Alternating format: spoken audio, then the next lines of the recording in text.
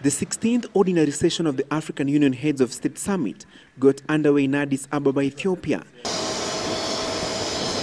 with President Kibaki lobbying his colleagues to support Kenya's request for the deferral of post-election violence cases at the International Criminal Court.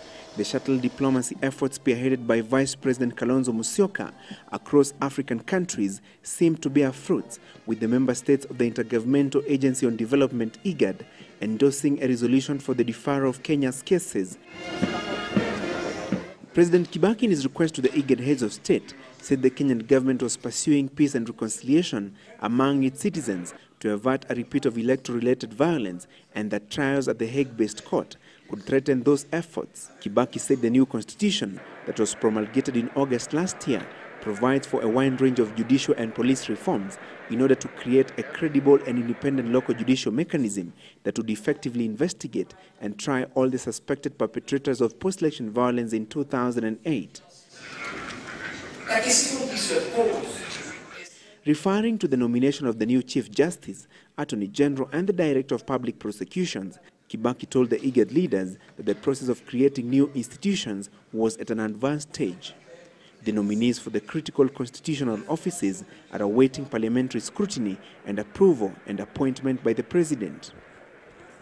Supporting Kenya's plea for deferral, the IGAD Heads of State Summit Chairman Meles Zenawi, who is also Ethiopia's Prime Minister, said it would be improper to allow the only country in the region that has enjoyed stability to be destabilized on the grounds of a technicality.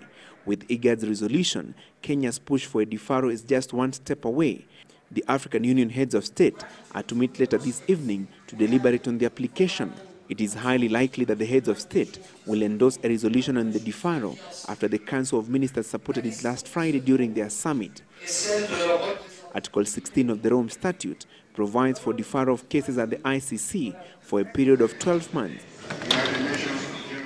However, the UN Security Council must request the court for such a deferral on conditions of a threat to international security, peace, and threats of aggression if the cases at the ICC were to go on.